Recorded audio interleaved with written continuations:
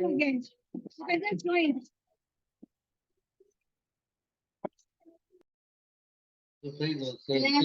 Kumar Prabhu, kindly be the host.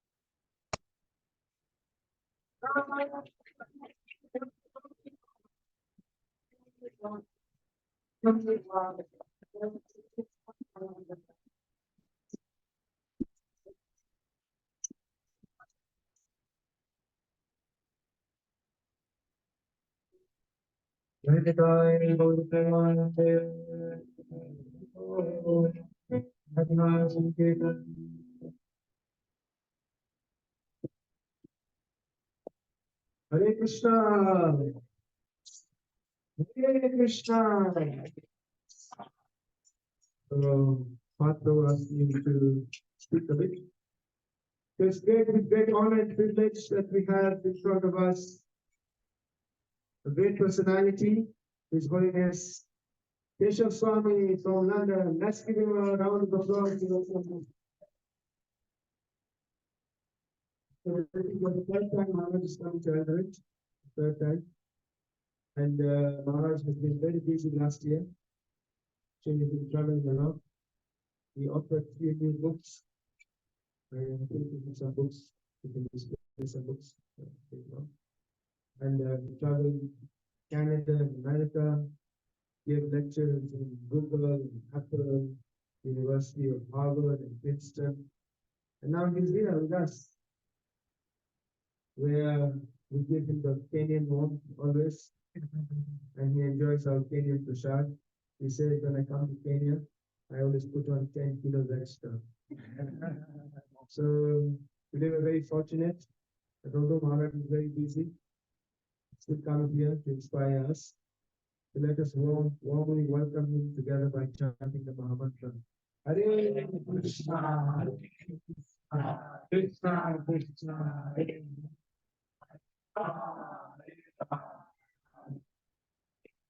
So Maharaj is going to speak for some time, and then we're going to open it to questions.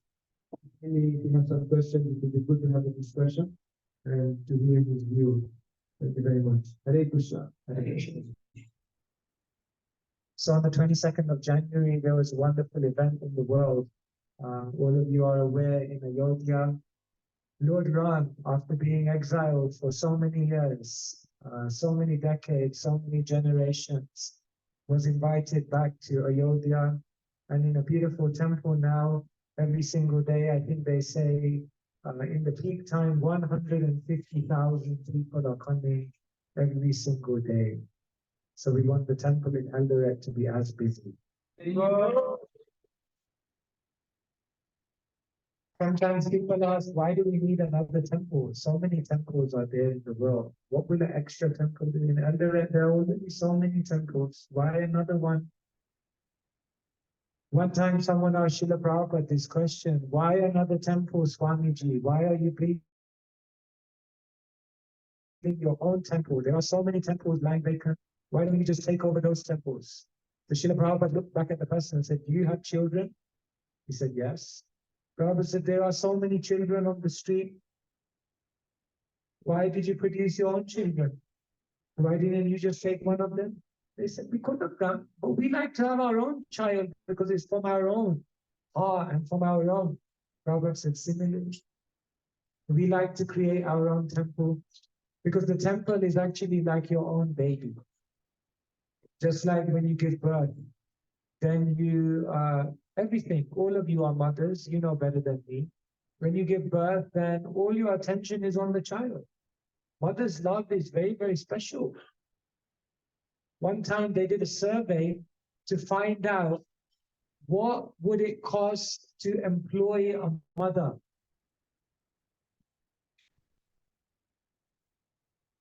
So they calculated the mother drives the children to school. Okay, how much is a taxi driver? Then the mother is cooking for the family 3 times a day. How much is a cook? Then the mother is nursing the child when the child goes sick. How much does nurse cost? Medical expenses. Then the mother is on call 365 days a year, and the mother is always doing some overtime. So put the overtime, put it on the bill. And they did a survey like this to find out how much it would cost to actually employ a mother. I don't know in shillings how you would say, someone can do the translation.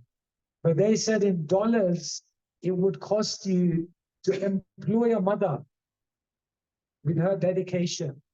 It would cost you in the region of $160,000 a year. How much is that in shillings? It's a lot. That is the love of a mother. Even now, when I go home, sometimes I go to visit my mother. For your mother, it doesn't matter you are a Swami or you come with a danda. For mothers, this is not so important. When you come home, mother is sit down, eat. And when I come home, the very first thing my mother always asks me when I come home, you know, the very first thing she always asks?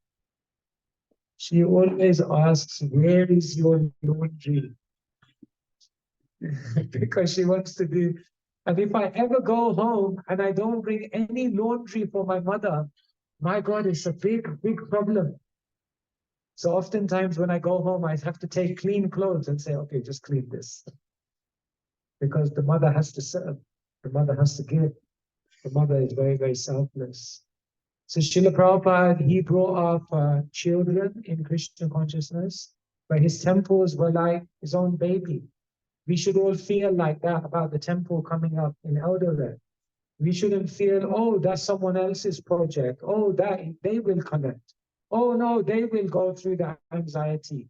We should all feel, no, it's my project. It's my baby. I have to care for it. I have to make sure. Because in Vedic teachings, they say it takes a whole community to bring up a child. Is it only the mother and father who bring up the child? No. There's the grandmother, there's the grandfather, there are the aunties, uncles, there are the friends, and they all give something to the child. Who's the favorite? Who always gives you presents? Mom and dad or someone else? So like that. There are so many people in the family who are contributing. So we should be like a family and we should bring up this temple. Srila Prabhupada said his temples are like embassies of the spiritual world. So the first thing is we have to make sure that there's no fighting in the temple. Fighting, quarrel, disagreements, bad feeling towards others. This is the material world. This is not meant for our community. Sometimes there may be some misunderstanding between two people, isn't it? Sometimes, they say, there's your version of the truth, there's my version of the truth, and then there's the real truth. So we think, no, my version, my opinion is right. They're thinking their opinion is right. But both of them only have a bit of the truth. You have to give and take. So cooperation is very, very difficult because Kali Yuga is the age of quarrel, arguments, isn't it? So much ego. Have you ever been in an argument with someone? And it's one time you're having an argument with someone and it's becoming more and more heated. And then at one moment in the argument, you realize, oh my God, I'm wrong. I'm wrong. But then what do? Just carry on arguing. Because the ego has become so big, we're not able to say sorry. We're not able to take the humble position. So we have to live together. When you come to Krishna consciousness, to ISKCON, this is actually your family. This is actually our family. And sometimes in a family, someone may do something right, someone may do something wrong, but anyway, they are my family. So we're always together. And like that, when we care for each other, when we cooperate with each other, when we try to really give our hearts to serving each other, then all the blessings of Krishna come. The Prachetas, they were the sons of a king called Prachina Bharisha. And what they did is they went underwater and they did austerities for many, many thousands of years, 10 of them. Can you imagine living with the same person for 10,000 years? They did. And when they come out from their austerity, Vishnu appeared. And Vishnu said, I'm very pleased with you. So they were wondering, why is Vishnu pleased with us? And Vishnu said, I'm pleased with you not so much because you did so many austerities. But why am I pleased with you? Because of your friendly relationships amongst each other. When you are friends together, then Krishna's blessings come, Krishna's blessings appear. There's one story of the Alvars. Have you heard of the Alvars? They were poets in South India. So they wrote books called Prabandham. And they are poetry, bhakti poetry, very, very beautiful, 4,000 songs. So one time there was a storm. And one of the Alvars, to get out of the storm, he just ran and he looked and he found a shed. So he went inside the shed. The shed was very, very small, but he lied down. He thought, anyway, it's very small, but enough space to lie down. Let me just lie down and I'll wake up in the morning and go. So as he went to lie down, there was a knock on the door. So it was still raining outside and he saw outside there was another Alvar and the Alvar said, can you let me in? He was looking around like no space. Then the Alvar inside, he said, where one person can sleep, two people can stand. So he said, come in, don't worry, I'll stand. So then they stood together the whole night. They were standing there, talking about Krishna. And then after some hours, there was another knock. And the third Anwar came and he said, I need shelter, I need shelter. Sorry, the first, second one, they said, where two people can stand, or where one person can sleep, two people can sit. So when the third person came, they said, where two people can sit, three people can stand. So then three of them were standing. And like this, the whole night went by. They woke up in the morning. And then they didn't want to go out. So there were three of them in there talking about Krishna. The storm had gone, but they were very happy to just talk together. And then one of them said, isn't it amazing that three of us could stay in here together all night? And then a voice came from the sky and said, there wasn't three of you, there was four of us. I was like, who's that? Four? Where's the fourth person? And Vishnu had come and Vishnu had said, Naham tistami vekunthe yoginam hridayeshu va tatra tistami narada yatra gayanti madbhakta. Vishnu says, I'm not just in Goloka, I'm not just in the hearts of the yogis, but wherever the devotees are serving me, discussing about me, cooperating for my pleasure, then in that place, yatra gayanti madbhakta, I'm in that place. So like this, Krishna comes when there is great cooperation. So we have to cooperate. In this room, we're all very, very different. We all have different skills. We all have different talents. We all come from different backgrounds. Sometimes there may be an argument between us. When we walk through the temple and we see another devotee, if we feel some negativity in our mind, we should understand something is wrong. I should not walk around having negativity towards anyone. Dhritarashtra, his whole life, he was given good advice, isn't it? Krishna came, gave him good advice. Akrura came, gave him good advice. But Dhritarashtra was not listening. Finally, Vidura came again and told Dhritarashtra, it's your last chance. Get out of the palace and dedicate your life to Krishna. Don't be so materialistic. And Dhritarashtra, he left. Vidura's words penetrated his heart. And Dhritarashtra said he went north, he went to the Himalayas, and he began to meditate there. And in the Srimad Bhagavatam, it's mentioned that Dhritarashtra attained perfection. But what the commentators say is that he didn't achieve love for Krishna, pure love for Krishna. And do you know why? There was one block to Dhritarashtra achieving love for Krishna. You know what that was? Anyone want to have a guess? The one block was that in his heart, he still had some negativity towards the Pandavas, and specifically who? Bhima. Because Bhima had killed his final sons unjustly in his eyes. And therefore, the commentators say, because he had some negativity, negative feelings towards a devotee, that meant that that space in his heart, love could not grow. So when we have bad feelings, negative feelings, critical views, then we have to learn to let that go. Because otherwise, there cannot be bhakti in our heart. Otherwise, we're constantly thinking. The goal of life is not to remember all the terrible things that somebody did to you. The goal of life is to remember all the wonderful things that Krishna is doing for you at every moment. But how will you remember all of the wonderful things that Krishna is doing if the heart and the mind is hijacked by negativity? Therefore, we have to learn to forgive. We have to learn to let go. And when we build a community of love like this, then all of Srila Prabhupada's blessings, all of Krishna's blessings will come. You see, a temple is not just a physical building. A temple is not just the ceremonies and the ritual that goes on there.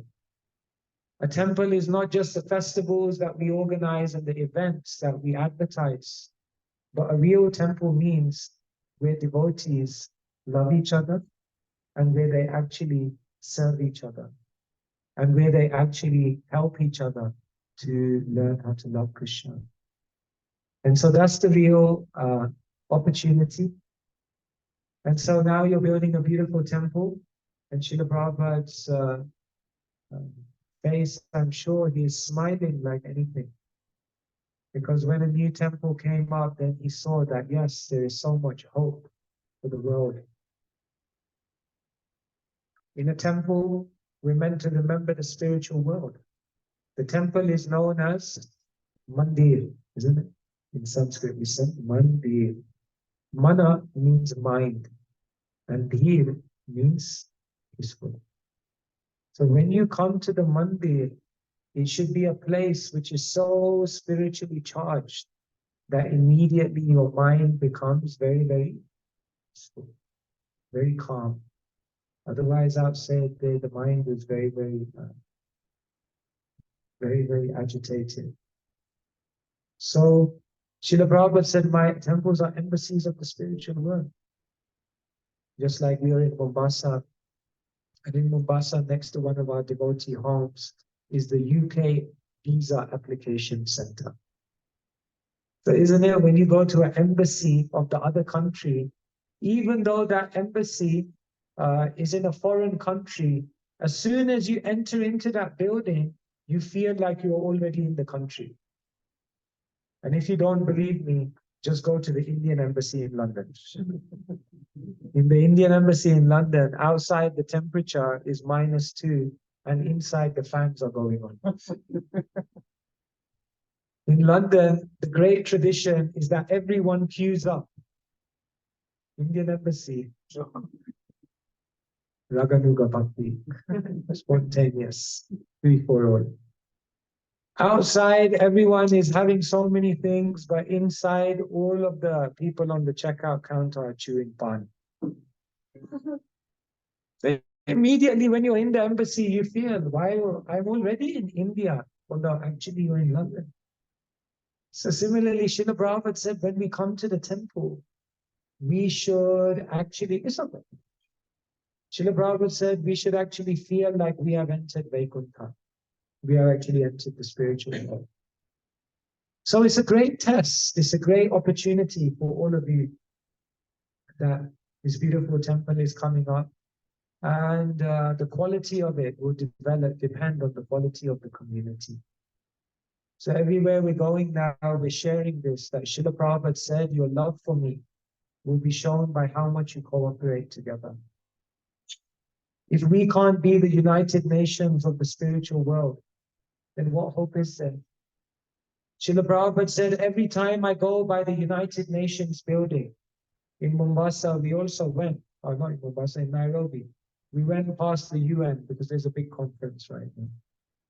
And Prabhupada said, every time I go past the UN building, I'm wondering in what sense is this the UN? Because every time I go past, there are more and more flags. So more and more flags means united, or more and more flags means we're seeing division. Oh, they are from that place. I am from that place. They are like this. I am like this. They are from that culture. I am from this culture. Somehow in Krishna consciousness, we have to go beyond that. We have to see Vidya Vinaya Shampane Brahmane Gavihastini Sunicheva Svapate Cha Pita Samadarshina.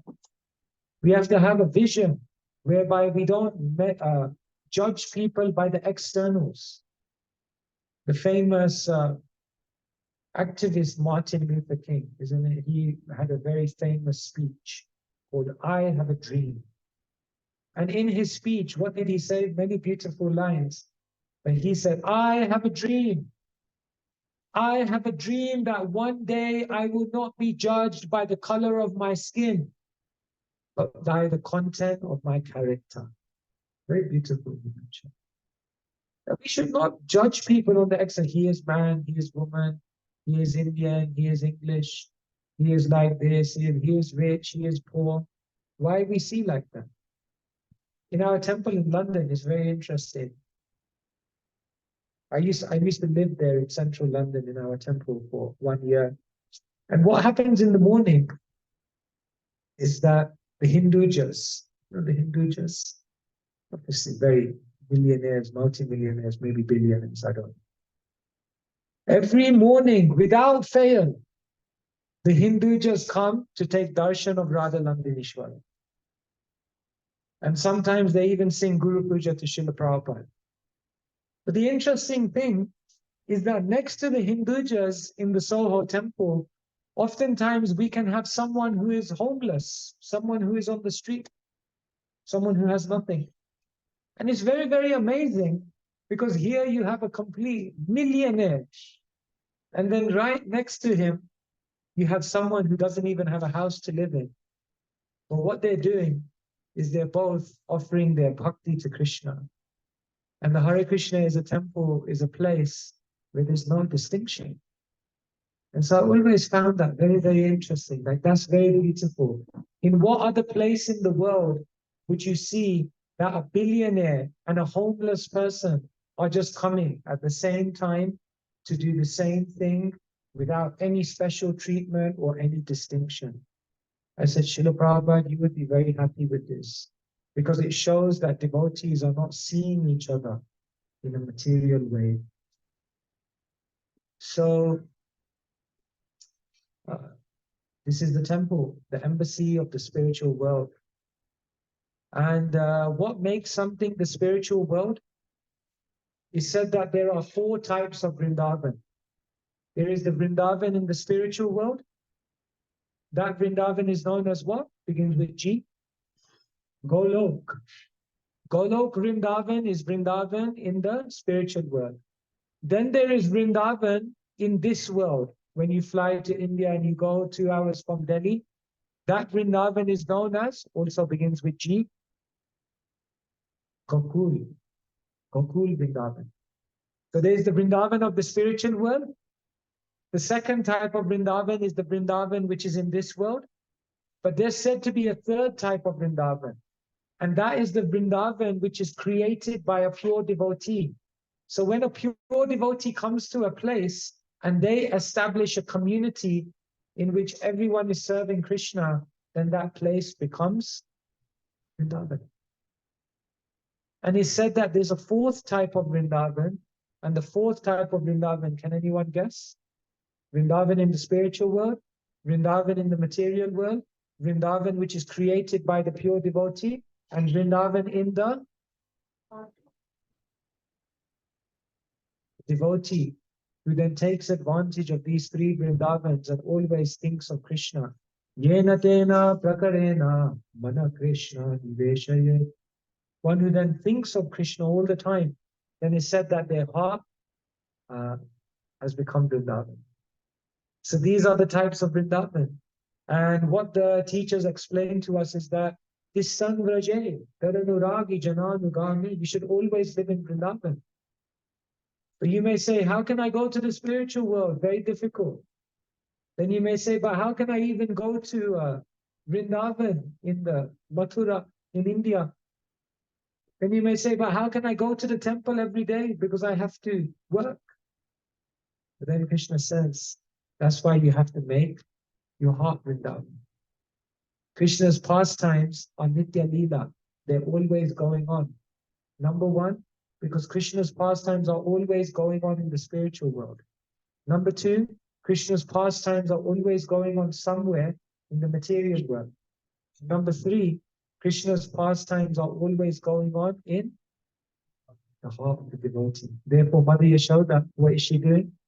She's churning the butter. Her bangles are moving. And it's said that she's singing about Krishna. So the bangles are like a kartal. The moving of the wooden grinding mortar is like a mridanga. And her voice is always singing about Krishna. She never wanted to forget Krishna. So she knows what she did. She made all of Krishna's pastimes into poetry. Because when you hear a poem, isn't it, your mind always remembers. Sometimes you hear one of those songs on the TV, and then you can't get the song out of your mind. So what Mother Yashoda used to do is she would make songs of Krishna. She would take all of Krishna's pastimes and then she would make it into a rhyme. And then while she was chanting, she would sing that rhyme and remember Krishna.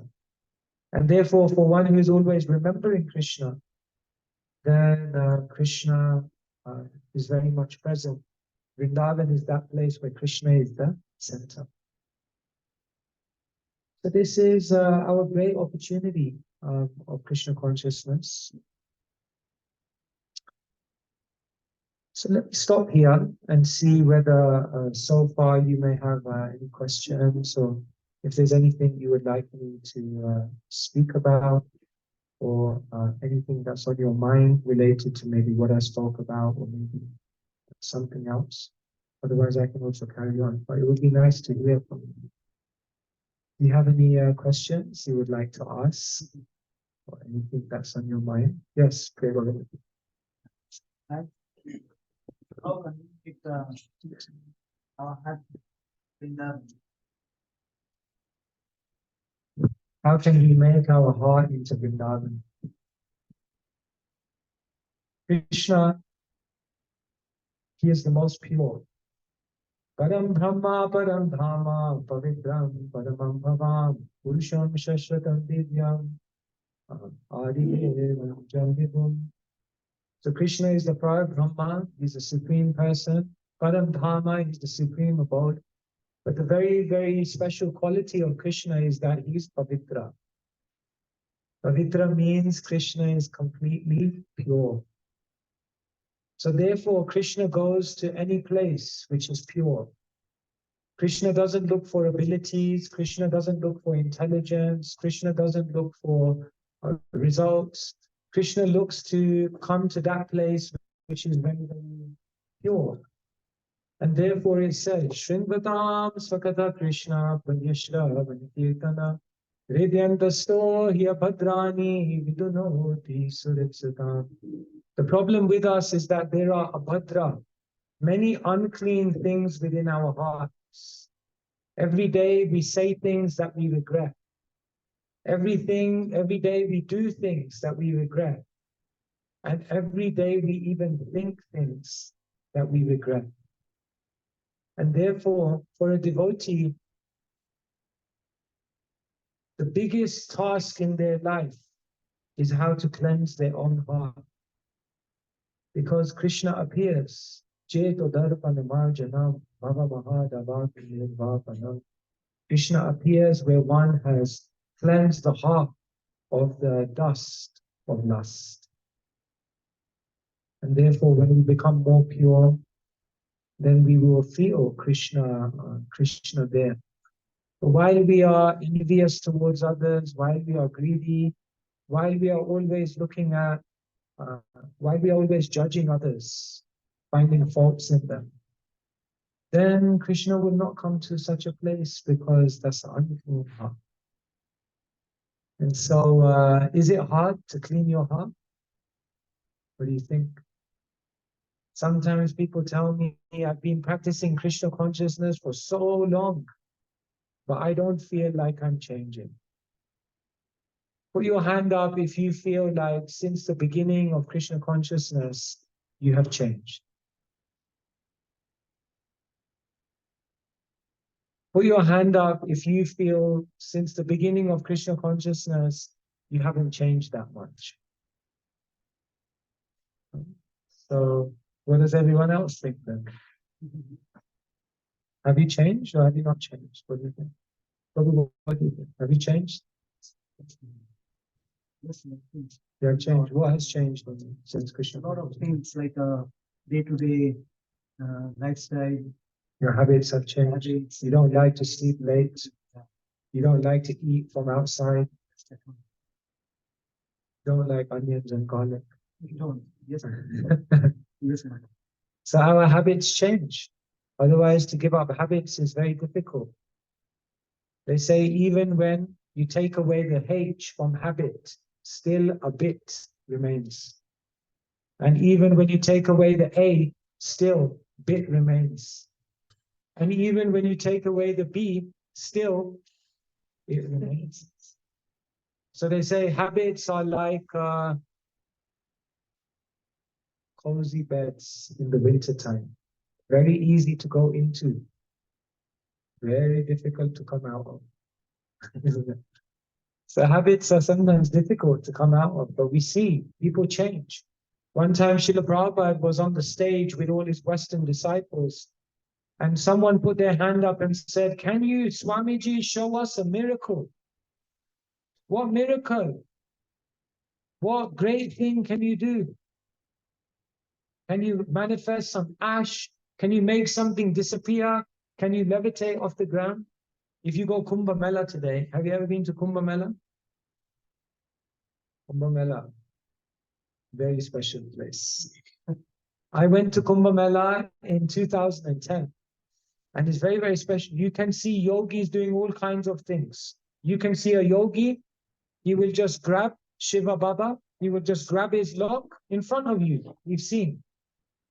He pulls it 3 times, and immediately like this opens his hand, and immediately there is a mound of kumkum powder. You can see.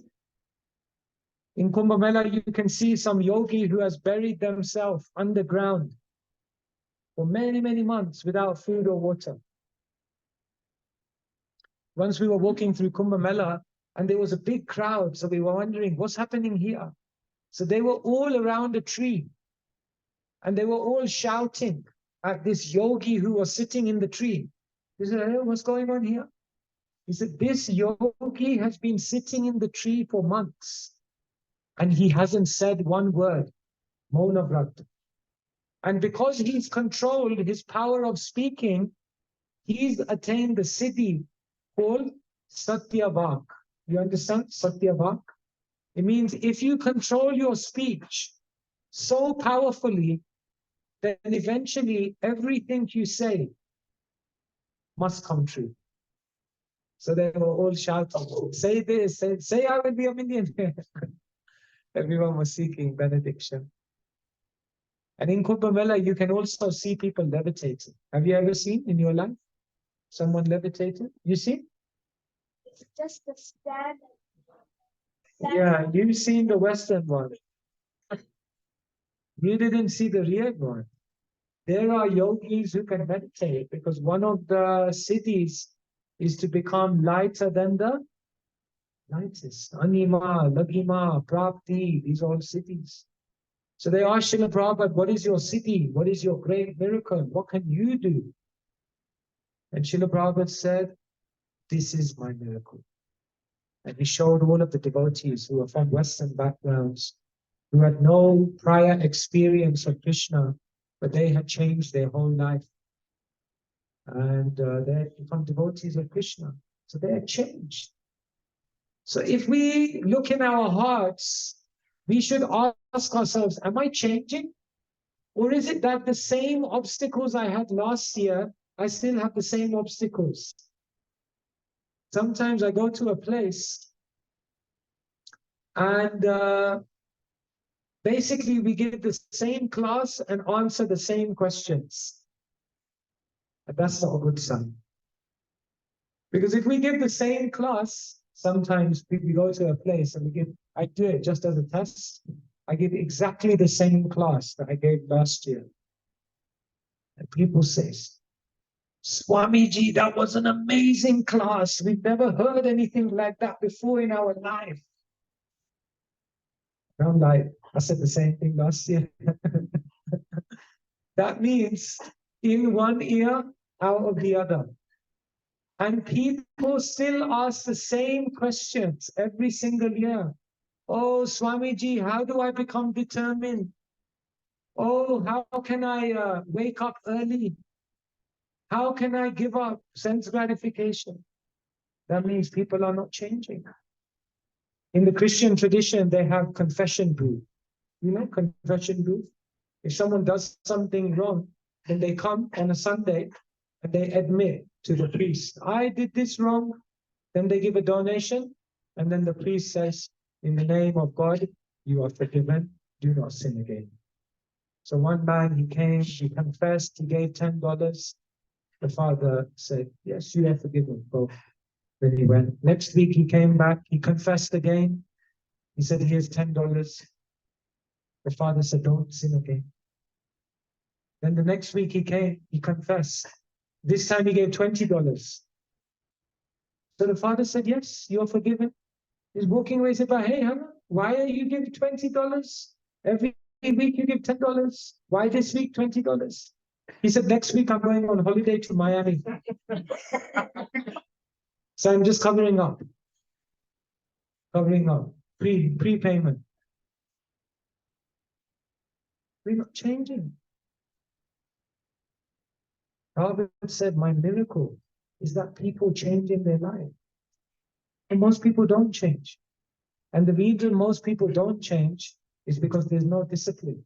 There's no commitment. Abhyasa, yoga, Krishna says you have to do abhyas. Then sometimes people say, but I don't have the determination. I can't do it. It's too hard. Only a few special people have the determination to be a pure devotee. And then I'm looking at them and I see that they brought up a family. I'm looking at them and I'm seeing that they've created a whole business for themselves. I'm looking at them and I see that they've become so prosperous in the world. And these same people are looking at me, telling me I don't have determination. And I'm looking at them and I'm like, how did you create this business if you don't have determination? I'm looking at them and saying, how can you bring up your children in such a beautiful way if you're not selfless? I'm looking at them and saying, you have more determination than me. But now you have to use that determination for Krishna. For anything we wanted to achieve in the world, we put so much effort in. But when it comes to bhakti, we think, Krishna is in my heart. He knows. He knows I'm sincere. One day he'll do it. Because Krishna tells Arjuna at the end, it's your choice. It's up to you. You take it seriously. If you want to achieve what other people don't achieve, then you have to be ready to do what other people won't do. But the problem is we're very lazy. We're lazy.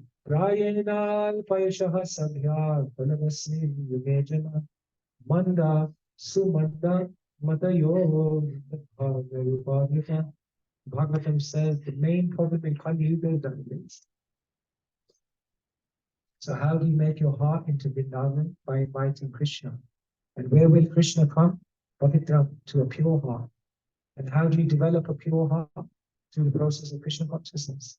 But for the process of Krishna consciousness to work, you have to be determined. You have to have desire. And you have to, for whatever you wanted to achieve in the world, you have to be willing to risk, willing to put as much effort.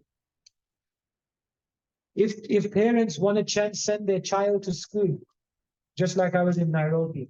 So one parent was telling me, if we want to send our son to school, to university in London, you know how much it costs every year?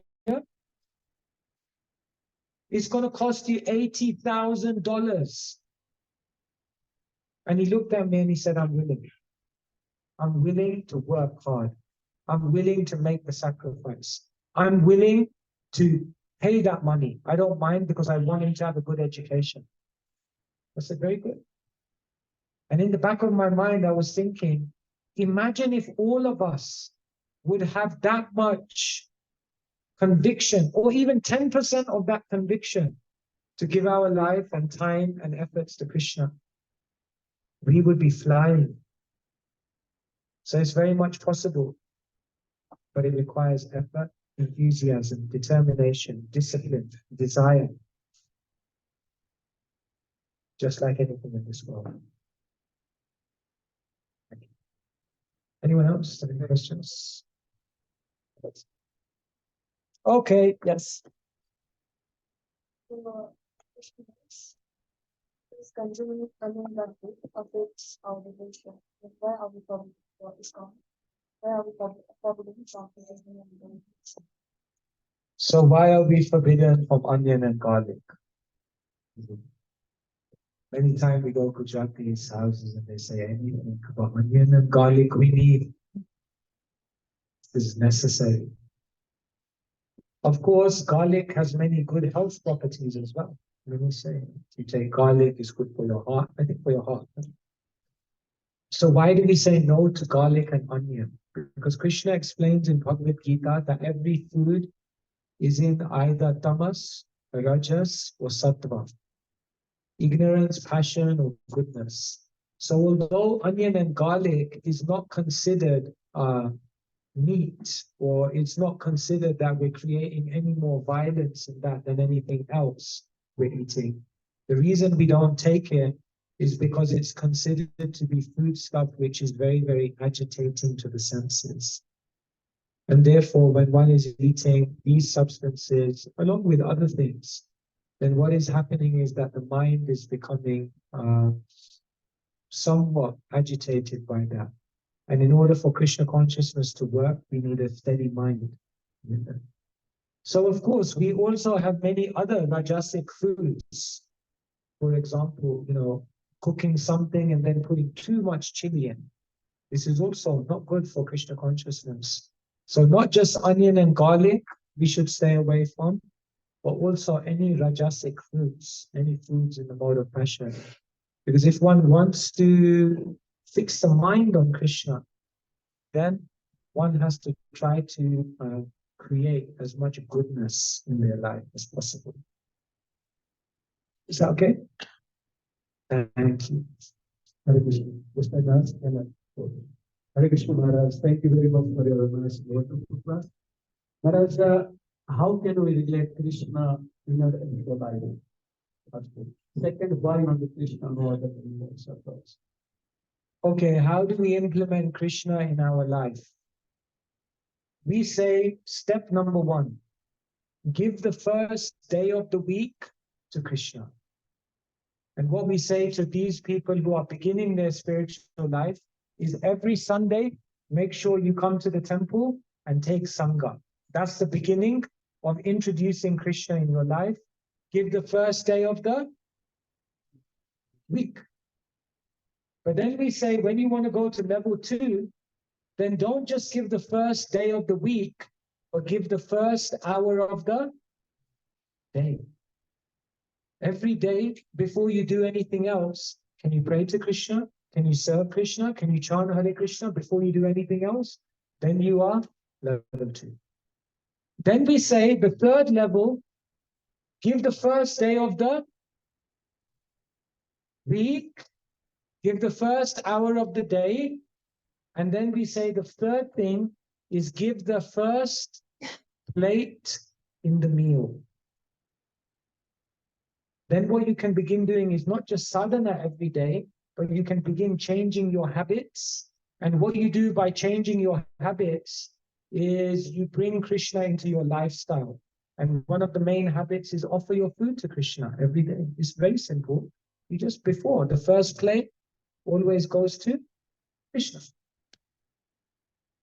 And then we say to people, when you want to go to level 4, then what you do is you give the first portion of the wage packet. When you earn money, when you earn something in the world, then the first thing we do is we give the first part of that sum to Krishna. In other words, we do practical service for Krishna. We try to help to further Krishna's mission, ISKCON's mission, by donating, by giving. And then we tell people when you advance further, then give the first place in decision making to Krishna. When you become further advanced, then what you do, whenever you have a decision to make, you'll know that you're on level 5 when you make the decision based on how it is favorable to your service for Krishna. Should I live in London or should I live in New York? Well, which one is favorable for Krishna's service? Should I send my child here or there? Which one is favorable for Krishna's service? So you give the first choice in the decision making to Krishna. And then once you do all of these things, then you give the first place in your give the first place in your heart to Krishna. One time, Srila Prabhupada, there was a Mataji who was newly married, And Srila Prabhupada looked at her, her husband was there, and Srila Prabhupada said, who do you love more, Krishna or your husband? So she was little, like, what to say in front of Srila Prabhupada? And then she started crying. And she said, Srila Prabhupada, I don't love any of them. Neither I love my husband, neither I love Krishna. My heart is empty. So you know you'll have bhakti when Krishna takes the first place in your heart. So like this, first thing, give the first day of the week. That means do Sangha. Then give the first hour of the day. This means do sadhana. Then the third thing is give the first portion of the meal. This means sadachar, your lifestyle. Then we say give the first portion of the income. This is seva. And then we say give the first consideration in the decision making. And that means your vichar, you're always thinking, how does Krishna factor in? And then finally, you give the first place in your heart. And that means love, prema. So we can't immediately go to give the first place in our heart to Krishna. But what we can gradually do is start evolving our lives so we bring more Krishna in.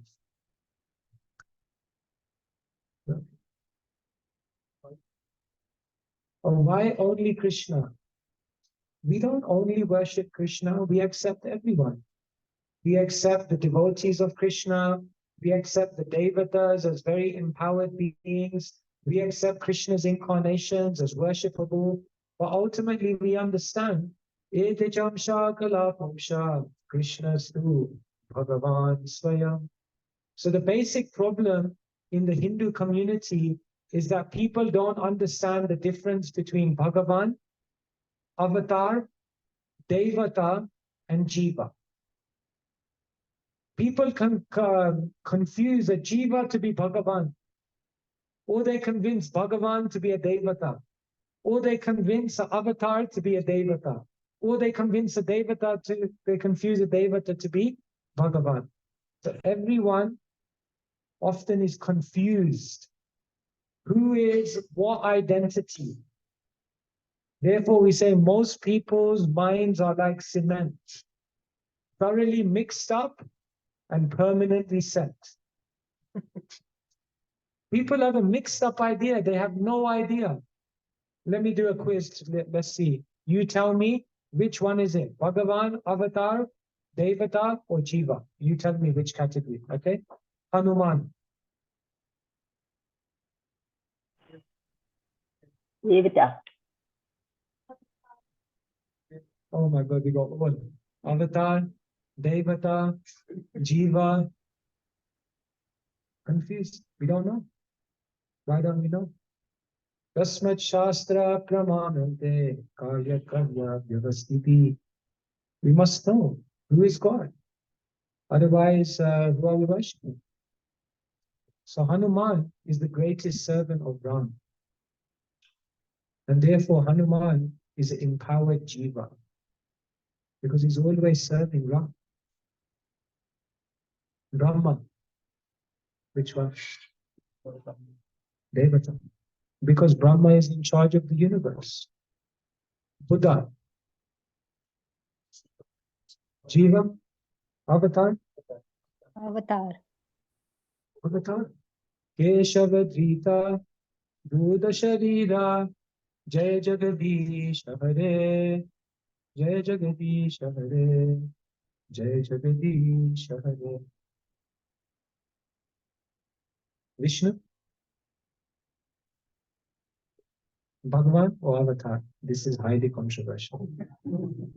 Highly controversial. Put your hand up if you think Bhagavan. Put your hand up if you think Avatar. Put your hand up if confused.com.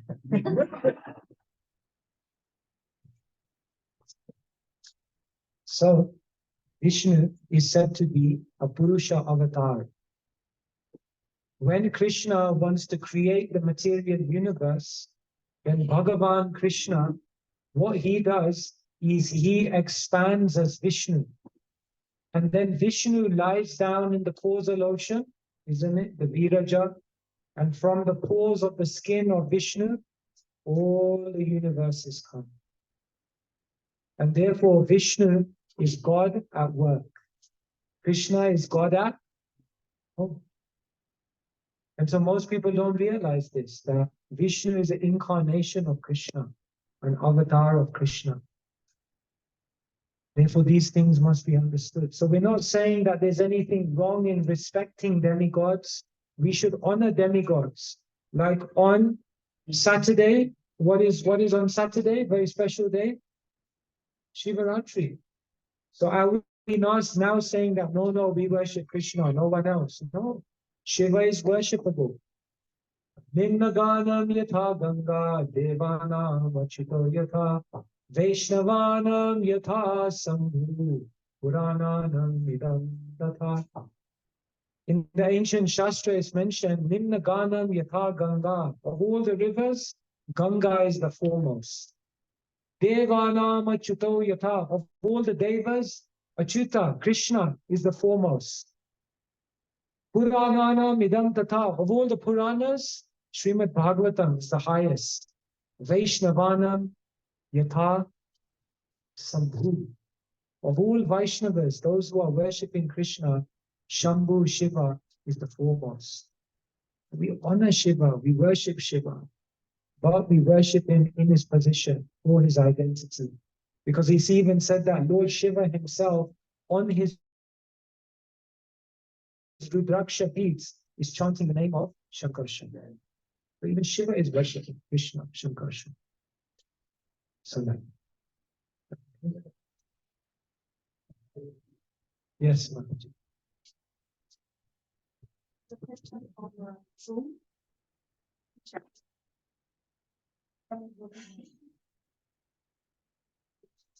Although we understand that most Indians or others feel envy or utility with others among the other benchmark.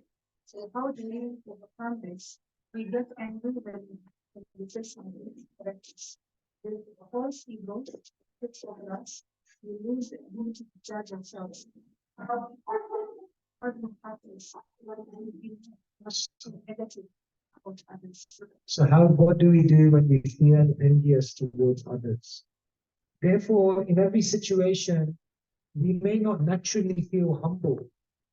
What we can do in every situation is we can always take the humble position. And therefore, every devotee has the opportunity in any given situation to always take the humble position. And the humble position means the position of service. So when we're envious towards someone, when we feel bad about someone else's success, when we see that someone is getting more attention than us, when we see that someone is doing better than us in spiritual life, and we feel envious, then the best thing you can do is go and serve that person and help them to be even more successful. Because when you serve someone, then gradually the heart becomes very, very soft. The heart becomes very, very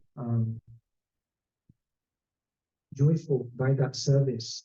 And then one realizes it's not me against them.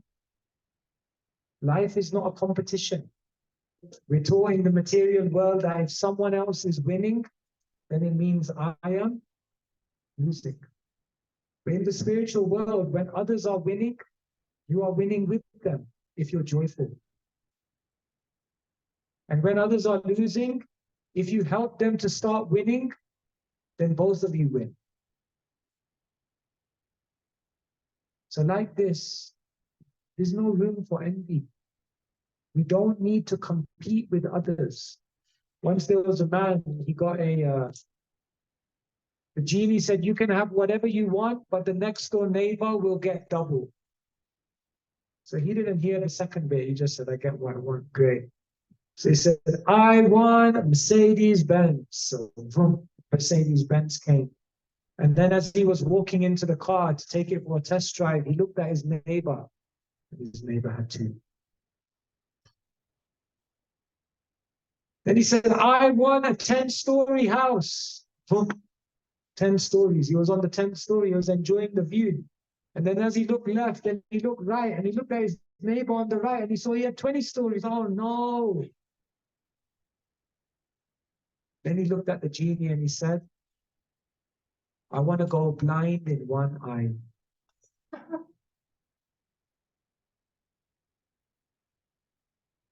want to go blind in one eye. That is envy. Krishna does not come in the heart of someone who's envious. Therefore, when it says more difficult than feeling happy or feeling distress, compassion when someone is struggling, more hard than that is to feel genuinely happy when someone else is successful. If someone is struggling, we feel like, oh yes, Krishna, help them, help them. Some compassion is coming. But when someone is successful, can you be happy? Can you actually be overjoyed in the heart that this person, I'm so happy for them, that Krishna is giving them mercy? Or in our heart are we feeling, why didn't it happen to me? Why didn't I get it? Why do the good things always happen to the neighbors? Because we're ungrateful. Ungrateful. Therefore, there's no room for envy. We must serve.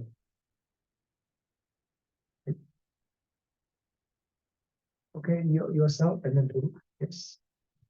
You had a question? Yes. You have to speak loud.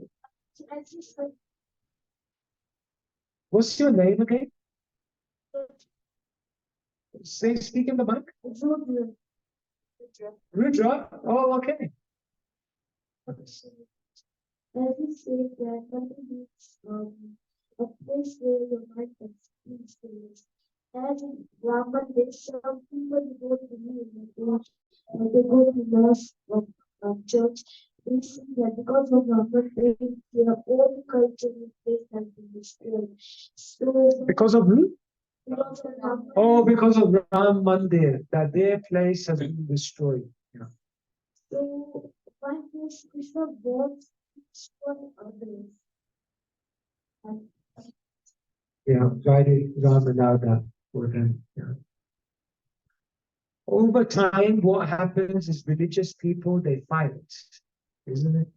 Hindus fight with Muslims, Christians fight with Jews, Sikhs fight with Muslims. So many things are going on. Krishna doesn't want any of this fighting to take place. Ram doesn't want any of this fighting to take place. But what it is because we are seeing others as material, because we are seeing others as different from us, because we are seeing others as the competition, and because we are trying to exploit others, then what happens is people argue and they put religion in the middle. And when they argue and they put religion in the middle, then terrible things have happened in the world. There was a time in the world when Hindus and Muslims lived together peacefully. Srila Prabhupada said in Calcutta, when he was a boy, when he was growing up, your age, he said that even at Janmashtami, even the Muslims would come to the temple and pay respects to Krishna. If you go to Jagannath Rath Yatra, even today, then you will see also Muslim people coming in front of Jagannath and offering their respects. Therefore, when there is genuine spirituality, then instead of seeing differences, we see the common aspects and we live together peacefully. So we have to learn to see what is common with these people and let's try to build a bridge. Is that okay? Last question. Can you consider people religion? We say they practice faith for the worthy of God, they can achieve their full knowledge of God. So if we consider them,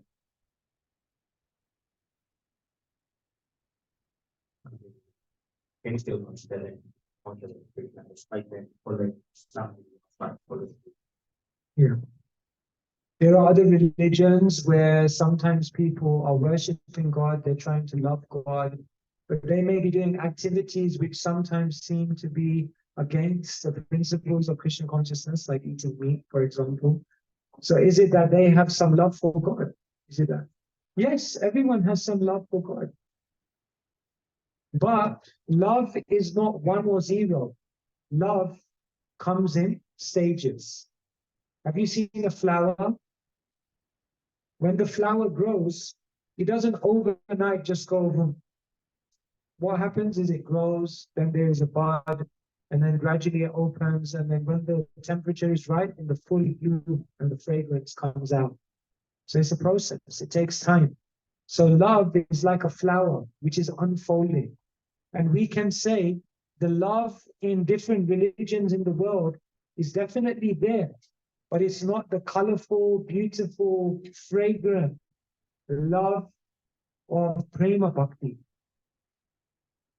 In other religions, they are worshipping God often out of fear. And therefore, although they have some love of God, there's also a lot of fear of God. So gradually what happens over time is that our love becomes more and more pure. And if someone practices any religion with sincerity, then their love will grow. But at the same time, we can't say that their love has reached the ultimate stage. It's still a work in progress. Okay? All right. So thank you so much for your attention. Srila Prabhupada ki jai. Hare Krishna. Please start loudly. One time. Hare Krishna, Hare Krishna, Krishna Krishna, Hare Hare, Hare Rama, Hare Rama, Rama Rama, Hare Hare. So first of all, sincere gratitude to His Holiness S.B. Keshava Swami Maharaj by the way from the UK. And you can hear directly on speech in a Krishna consciousness. Today also we have a talk in Boy University, Boy Referral University, and more than 200 students, especially the medical students, they are joined there. It is very, very nice seminar. Also, Maharaj, by the way, the night of the University also is giving the talk on the local students. And I hope if you go to the clip or YouTube also, we can know there are questions and questions and questions, unlimited questions. And the students, they don't want to leave Maharaj. So thank you, Gautam Maharaj, for your nice class. Also, if you want to go and listen from Maharaj, please go to his channel. Channel is live books, books. And this is the Maharaj, so nice, so sweet Maharaj word, like Bhagavatam is connected here. Also, I thank all of you. You are coming in last number here. So on behalf of his calendar, we also my scholarship gratitude to all of you. Instead of your schedules, you are here represented weekdays. That is a great number. So I also thanks all of you. Please, for all, I welcome all of you and glorifying all of you and chanting for all your glory. Hare Krishna, Hare Krishna, Krishna Krishna, Hare Rama, Hare Rama, Rama Rama. Like Maharaj told, when 22 January, Ajanta Ram Mandir opened and every day there's millions of thousands of people are visiting. Similarly, in our elder also, the same thing. When Maharaj came, before Maharaj came, when Prabhu from Gujarat, Bhavnagar, he came, he stayed 4 days, I think 3 days, 3 days, yes, 3 days. Prabhu came, was very nice speaker in Gujarati, doing very nice class. After that, Maharaj came. After that, from Sunday, there is very nice photo from already booked the tickets from India. He is his grace, is a Nityananda Ashradas from Delhi. And he is headed by 4 devotees coming from Delhi. And he is direct from Nairobi to come in here on Sunday. So, so this is the whole structure where some will come, the sadhu will come, that is a sign of the goods. And I hope this session is going on and Nityananda Ashray Prabhu It is specialized in leadership, development, leadership quality. So if you want leadership quality in any field, especially in Bhakti also, including Bhakti, then you must attend for the development of leadership quality. They say only 10 days, 10 days, 5 days, 4 days here, 4 days Keshava, and maybe 2 days in Nairobi. So thank you very much, everyone. Also,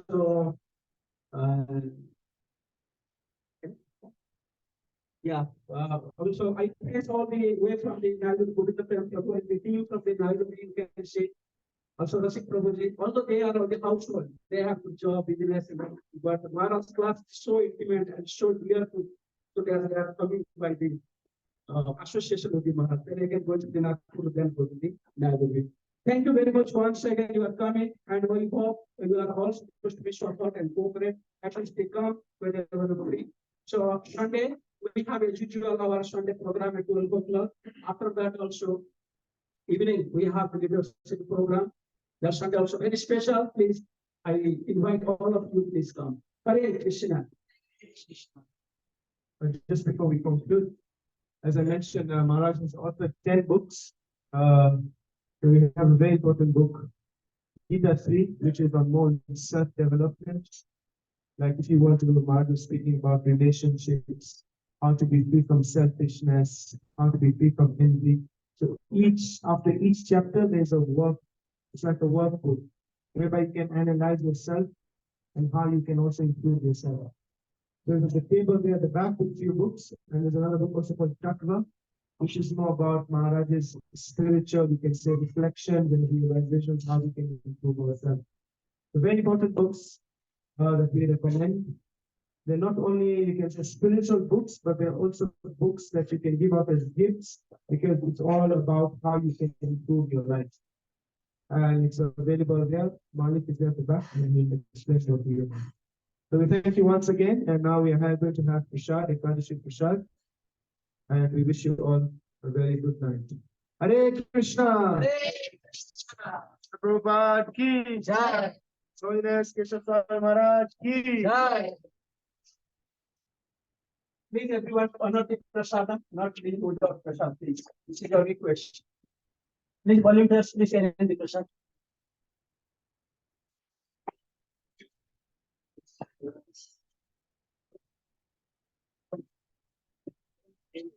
I'm leaving the meeting now.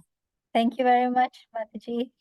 Oh, Hare Krishna, Hare Krishna. Thank you. Hare Krishna, Mataji. Thank you, Mataji. Hare Krishna. Hare Krishna. Hare Krishna. Hare Krishna. Thank you. Hare Krishna.